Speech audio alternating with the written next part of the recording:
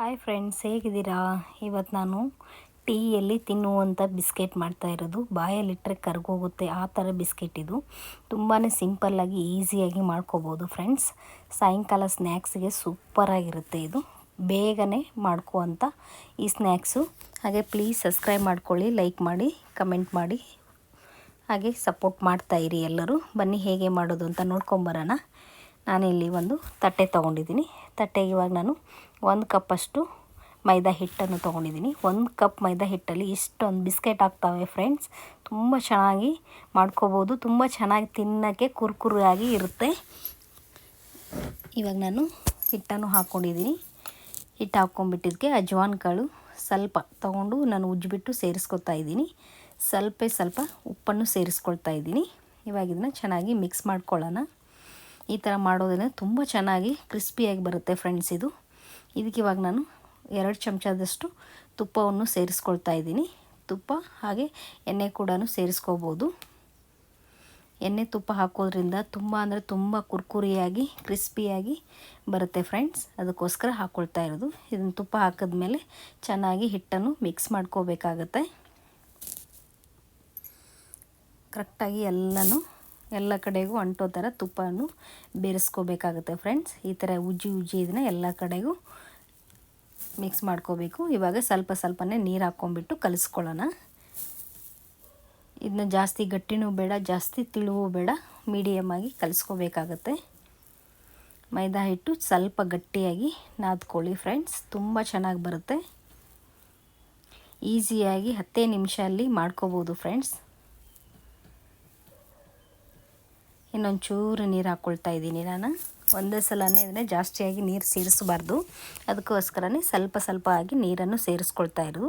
ನಾನಿವಾಗ ಈ ಥರ ಇದನ್ನು ಕಲಿಸ್ಕೊಂಡು ಇದನ್ನ 15 ನಿಮಿಷ ನೆನೆಯಕ್ಕೆ ಬಿಟ್ಟಿದ್ದೀನಿ.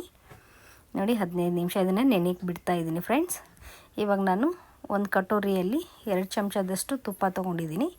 ಹಾಗೆ 1 ಚಮಚದಷ್ಟು ಇದಕ್ಕೆ ಮೈದಾ ಹಿಟ್ಟನ್ನು ಸೇರಿಸ್ಬಿಟ್ಟು ಮಿಕ್ಸ್ ಮಾಡ್ತಾ ಇದ್ದೀನಿ. ಈ ಥರ ಇದನ್ನು ಮಿಕ್ಸ್ ಮಾಡ್ಕೋಬೇಕಾಗತ್ತೆ. ಯಾವುದೇ ಗಂಟಿಲ್ದಂಗೆ ಇದನ್ನು ಮಿಕ್ಸ್ ಮಾಡಿ ಸೈಡಲ್ಲಿ ಇಟ್ಕೊಳ್ತಾ ಇದ್ದೀನಿ ನಾನು. ಇವಾಗ ಹಿಟ್ಟನ್ನು ನಾದ್ಕೊಂಡು ನಾನು 15 ನಿಮಿಷ ನೆನೆಯಕ್ಕೆ ಬಿಟ್ಟಿದ್ದೆ ಫ್ರೆಂಡ್ಸ್. ಇವಾಗ ನೋಡಿ, ಇಲ್ಲಿ ಚೆನ್ನಾಗಿ ನೆನೆದಿದೆ ಇದು. ಇನ್ನೊಂದು ಸಲ ಈ ಥರ ಇದನ್ನು ಚೆನ್ನಾಗಿ ನಾದ್ಕೋಬೇಕಾಗತ್ತೆ. ನಾವು ಎಷ್ಟು ಚೆನ್ನಾಗಿ ನಾದ್ಕೋತೀವೋ ಅಷ್ಟು ಚೆನ್ನಾಗಿ ಈ ಬಿಸ್ಕೆಟನ್ನು ರೆಡಿ ಮಾಡ್ಕೋಬೋದು. ಮೈದಾ ಬಿಸ್ಕೆಟ್ ಸೂಪರಾಗಿರುತ್ತೆ ಫ್ರೆಂಡ್ಸ್. ಇವಾಗ ನಾನು ಈ ಸೈಜಲ್ಲಿ ಉಳ್ಳಿಯನ್ನು ಮಾಡ್ಕೊಂಡು ಇಟ್ಕೋತಾ ಇದ್ದೀನಿ. ಜಾಸ್ತಿ ದಪ್ಪಾಗಿ ಲಟ್ಟಿಸ್ಕೋಬಾರ್ದು ಇದನ್ನು ಎಲೆಗಳು. ನೋಡಿ, ಇಲ್ಲಿ ಈ ಥರ ನಾನು 1 ಕಪ್ ಹಿಟ್ಟಲ್ಲಿ 5 ಉರುಳೆ ಆಗಿದೆ. ಇದನ್ನು ಇವಾಗ ನಾನು ನೀಟಾಗಿ ಮಾಡಿ ಇಟ್ಕೊಳ್ತಾ ಇದ್ದೀನಿ. ಇವಾಗ ನಾನು ಇದನ್ನು ಲಟ್ಟಿಸ್ಬಿಟ್ಟು ತೋರಿಸ್ತಾ ಇದ್ದೀನಿ ನೋಡಿ ಫ್ರೆಂಡ್ಸ್. ಈ ಥರ ಇದನ್ನು ಸ್ವಲ್ಪ ಗಟ್ಟಿ ಇರೋದ್ರಿಂದ ಲಟ್ಟಕ್ಕೆ ಸ್ವಲ್ಪ ತೊಂದರೆ ಆಗ್ಬೋದು. ಏನು ಪರವಾಗಿಲ್ಲ, ಈಸಿಯಾಗಿ ಮಾಡ್ಕೋಬೋದು.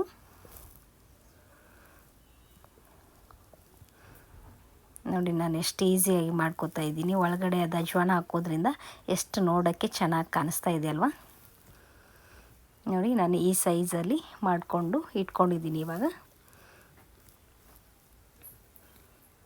ಇವಾಗ ನಾನು ಇದಕ್ಕೆ ಮಿಕ್ಸ್ ಮಾಡಿ ಇಟ್ಕೊಂಡಿದ್ನಲ್ಲ ತುಪ್ಪ ಹಾಗೆ ಮೈದಾ ಹಿಟ್ಟು, ಅದನ್ನ ಹಚ್ಕೊಳ್ತಾ ಇದ್ದೀನಿ. ನಾನು ಒಂದೇ ಸಲ 3 ಚಪಾತಿಯನ್ನು ಮಾಡಿ ಇಟ್ಕೊಂಡಿದ್ದೆ ಫ್ರೆಂಡ್ಸ್. ಇವಾಗ ಒಂದೊಂದಾಗಿ ಇದ್ರ ಮೇಲೆ ಹಾಕ್ಕೊಳ್ತಾ ಹೋಗಬೇಕಾಗತ್ತೆ. ಇವಾಗ ಡ್ರೈ ಹಿಟ್ಟು ಕೂಡ ಸ್ವಲ್ಪ ತುಪ್ಪ ಹಚ್ಚಿದ್ಮೇಲೆ ಡ್ರೈ ಹಿಟ್ಟು ಹಾಕ್ಕೊಳ್ಳೋಣ.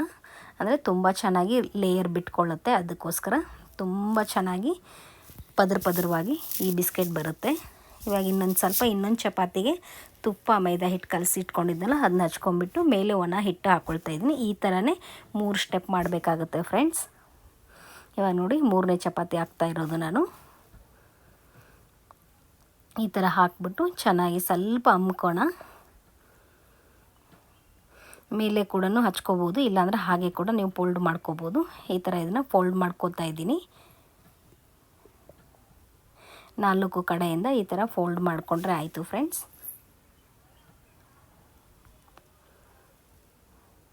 ನೀವು ಯಾವ ಥರ ಆದರೂ ಮಾಡ್ಕೋಬೋದು ಫ್ರೆಂಡ್ಸ್. ತುಂಬ ಚೆನ್ನಾಗಿ ಬರುತ್ತೆ ಇದು. ಇವಾಗ ಇದನ್ನ ಲಟ್ಟಿಸ್ಕೊಳ್ತಾ ಇದ್ದೀನಿ ನಾನು. ಸ್ಕ್ವೈರ್ ಶೇಪಲ್ಲಿ ಲಟ್ಟಿಸ್ಕೊಳ್ತಾ ಇದ್ದೀನಿ.